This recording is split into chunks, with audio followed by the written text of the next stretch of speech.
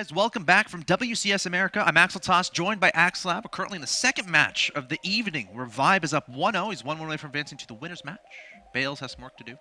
He does. You know, it was interesting. The style he played last game is a style that's popped up time and time again, and it's like I said, it's caused a lot of Zergs to rage quit because they feel they're ahead because it's such a late third by the Protoss and no timing. But it is a situation where I've seen world-class Zergs die to that before. I mean, I've seen so many rage quits happen, and it's just because what happens if you get Roach Hydra, you're stuck on that, then what ends up happening is you're fighting Void Ray Colossi with Roach Hydra. You can have 5,000 minerals, 4,000 gas in the bank, but you're going to kill nothing. Remax again, you're going to kill nothing, you're going to be frustrated. But Vibe, very smart, transitioned into air. You have to either transition to air or add in Vipers if you want to beat that combination. And Vibe played it exceptionally well. Or go Nidus. Attack everywhere, trade efficiently, store up gas, and make 60 mutas. That's how my I mean, but that's still transitioning to air. Yeah. I agree with that. Yeah, for sure. you can try to mess around with drops or not. That's like the ultimate late game plan. Every Zerg player, if they go into every game with the mentality, transition to air late game. Against Protoss. Against Protoss, you know. Against Siren, he'll be unhappy. That's a great strategy. Axel Toss fully endorses that. So. The Nest-T theory, we'll call it. Okay. I'm okay with that. I was leaning toward the Axel Toss theory, but, you know, that's fine. You know, when there's two great, powers of StarCraft 2, it's hard to pick which one to name it after. This is true. Well, we'll get us one in Nesty, I'm okay with that. All right. Let's introduce players in the bottom left of Game 2 on Cloud Kingdom. Present your Blue Protoss player. Representing Team Clarity Gaming Academy. Must win 2 in a row here to advance to the winner's match. He is Bales. His opponent in the top right. Your Red Zerg player from Root Gaming, hailing from the United States of America. One more win away from advancing to the winner's match to play killer. He is Vibe.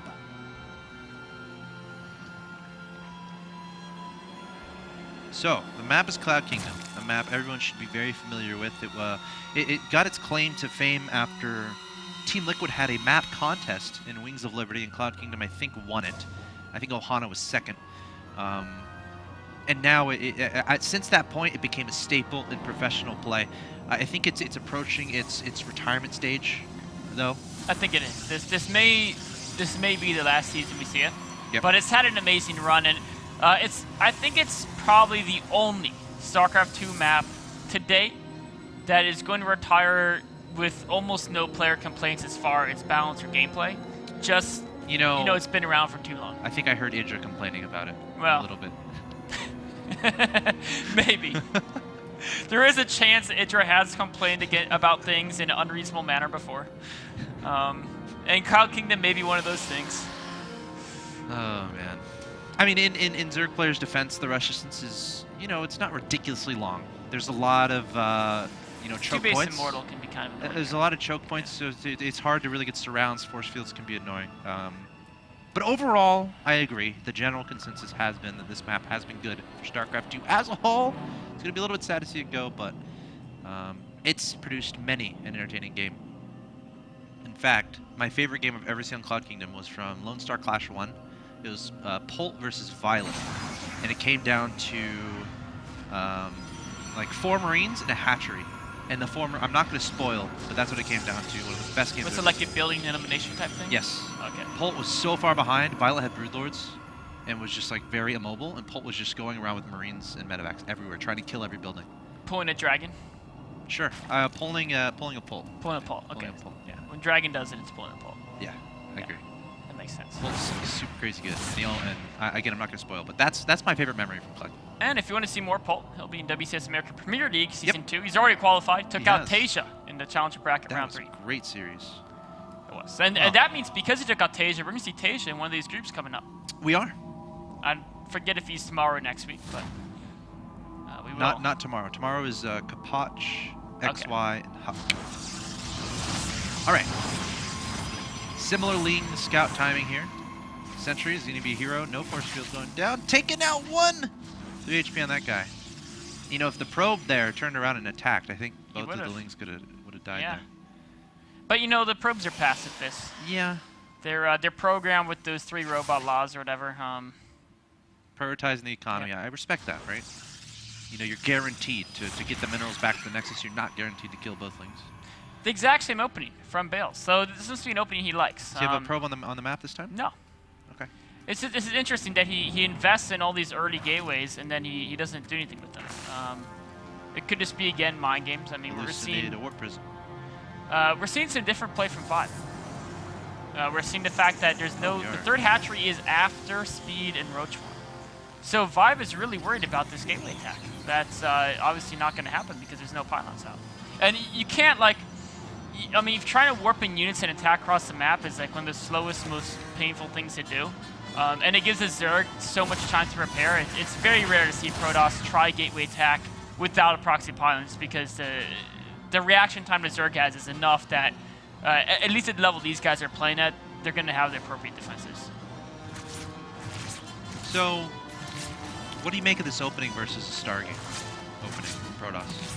As far as like, because obviously the Stargate became very popular because you always want to have that that transitionary ability, and we saw that kind of applied in the last game as far as Bales thinking he was going against Muta, and then this was much earlier in the game before the Mutas were actually in play, and he dropped down 2 Stargates. What do you make of the differences between these builds? Between the Stargate opening and the Robo opening? Yeah, I mean, most pro gamers choose Stargate just because in Wings of Liberty, you saw both being chosen because the idea was Robo allows for the Immortals, Colossi, the power units. Right. So you could really defend your third really easily from a potential Zerg timing. Whereas the Stargate had the fancy units, the Phoenixes you could fly around and harass. But in Heart of the Swarm, Stargate has its own power unit. The Void Ray is now a power unit in Heart of the Swarm. So almost everyone goes to Stargate because you can harass and scout the Phoenix, and you can counter the Muta with the Phoenix, and if they go ground, the Void Ray will beat ground. So it's not so common to see the Robo opening. He's trying to do some harass with the Warp Prism here, but Vibe is defending it very well, and the same build from Bales, going for that support bait neatly, but Vibe's the player who's doing things a little bit different. Let's see if he sneaks into the main and tries to do that force field shenaniganry again. There's no units in the main here for Vibe, but it looks like the Warp Prism is going to back away for now. We'll keep an eye on that. Also, what's interesting is that Vibe didn't necessarily scout the Robo Bay. Bales waited until the Overlord went to the middle, and then he put the Robo Bay exactly where the Overlord came from, which is like actually pretty smart because you know for sure there's not going to be an Overlord coming from that location. So pretty heads up move. And we're seeing Swarm Hosts in production here from And Vibe cut drones at just the high 40s or 50s, somewhere in that zone. Some more attempted harass there. Because he thinks there's a 2-base timing coming. He thinks there's a high probabilities. He hasn't scouted a third yet, of course, because it wasn't a third. And so if you notice, the third of Vibe hasn't been used yet. He's only had like 3 drones there the whole game. Because he really wanted to just get those Swarm Hosts out as fast as possible, make sure he wouldn't die with timing. But now that he's recognized, okay, there's no timing coming, 13 more drones in production. Of course, after getting those Swarm Hosts out as well, getting those meaty units out, those expensive tech-heavy units that can have lastability in the game that will definitely benefit you, in a long time to come in this game, provided you control them correctly. Now it can feel safe to go into that drone production, also going up to Hive, focusing on economy and tech after getting those very important Swarm Hosts out. Warp Prism still trying to be annoying. Drones actually being pulled to help deal with this. Another warp into Queen is trapped. Gosh. This is some great force fields. The Zealots actually warped in to trap the Queen. And this is kind of an issue with Swarm Hosts, is that they're not that mobile. So sure, you can get them on the units, but you're not going to have a ridiculous amount of units on the field to deal with, counter harass like this. So Vibe needs to make sure to either get static defense out or make sure he has enough units to deal with this stuff. Roaches came back to defense. He's going to push Bales back, but of course, it distracted Vibe, and Vibe hasn't been able to advance his Swarm Host any closer to Bales. He also doesn't have. Alone, by the way, the Swarm Hosts? What was that? Are they alone? Yes, they are. He can send the Warp Prism over him and kill him, can't he? He could. They're pretty fast, though. I mean, oh, he's trying to do that right now. Actually, Force Field's trapping the Swarm Hosts. The Observer's there. There's no burrowing. He's gonna get one of them. And that's fine. That's an okay trade. Yeah, I mean, the Force Field, 3 Force Fields for a Swarm Host is totally fine for the Protoss. Of course, Zealots can't fit into Warp Prism. It's already full, guys, so they're gonna unfortunately be taken out. Taking out some Creep Timbers as well. Imagine if that Warp Prism at speed. Oh, yeah. How effective it could be right now. Realizing your opponent has Swarm Hosts, you can try to really start adding on. That's like one of the ways to deal with the mass Swarms. Again, it's not that mobile. You can really try to jet around the map, harass everywhere, and really take your opponent off guard, which is, again, why speed would be great in this situation. So keep an eye on that. Going into Void Air production, getting that third Nexus on the field, going up to Twilight Council. So we'll have to see where Vibe goes from here. what Bales wants to do is he wants to keep the threat of the counter going, so Vibe can't really start sending too many Locusts towards the third base of Bales. I mean, Bales does have some Colossi there, but anytime the Locusts start attacking your third base, you're going to lose something. If it's a pylon, if it's a gateway, whatever it is, you'd rather keep the Swarm host forced to be in the middle of the map or further back, and so they can't reach you with those Locusts. The Locusts just burn out, and you can keep avoiding them. We can see Bales going for the Void Ray Colossi combination again, but Vibe is already at the hive, and he's adding Vipers, and Vipers are the perfect unit to deal with both Void Rays and Colossi. Of course, static defense with your Swarm host can be relatively instrumental, but Cloud Kingdom is a map where there's a lot of counterattack paths. There's a lot of ways to swing around Locusts, swing around Swarm hosts. So it's not like a Daybreak where there's clearly defined pathways across the map that you're tasked to defend. A generally centralized location that if you hold it, you can hold 4 bases. That doesn't really apply on Cloud Kingdom. You really have to be wary of those counterattacks. So look out for Bales to send a probe to the top, send a probe to the bottom right, get some proxy pylons down, get a Warp Prism out, and keeping it active to really try to spread Vibe apart, because unless you can directly engage the Swarm host, it's kind of what you have to do. Vibe starting to send a few Swarm hosts over to the third base of Bales. Those are being taken out right now. Vibe is just trying to get the Vipers with energy. Sorry, the Swarm hosts were... Yeah. I guess they were thinking they're Locusts. They're a bit brave there. One thing Vibe has a problem, though, he doesn't have any units that can actually hit air right now. So maybe he hasn't identified the Void Rays, because Vipers are great against Void Rays. You can pull them out of their protection, but you still need something to kill them. So if it's a few Queens, I want to see Queens. Yeah, Queens or Spore Cores can be great too. They don't cost any food. They're very cheap. Making only Spine Cores. So he's set in this position where he can continually siege a third base of Bales. And look at the range of this. This is something very smart by Vibe. He doesn't put the Swarmos on the low ground. He keeps them on the high ground on the ridge. And even from the high ground, the Locust can still reach the third and do some damage and pick off a unit here, a unit there. And it's much easier to defend. If Protoss has to try to charge up that ramp, there's Spine Cores on top of there. This is an almost impossible position for Bales to break. So I feel like it might be it might be time to start thinking about taking the base on the middle left, and then I'm not going to say forfeit this map, but forfeit this position. But I would almost push around to the left with this army. You have the ability to recall back if you absolutely need to. Try to start denying bases. I feel like Bales needs to start getting something done to Vibe's economy, or get a direct engagement that's brilliant, or this game is going to... Looks like he's looking for direct engagement, but he sees the Vipers and backs away. This game might spiral out of control for Bales if he doesn't make something happen Oh, soon. the Vipers. Whoa! Oh, great feedbacks. That was perfect. And that was huge. I mean, if those Vipers pulled some of the Colossi, it could have been the game. They're expensive, and it took time to get the consume out for the energy. And now look at the standing army of Bales. No spores here. Is there anything that shoots up here, Nick? I think there's one spore. That's not going to stop that many Voiders. Of course, Hydras are being rallied for it, so they will get there in time. Okay.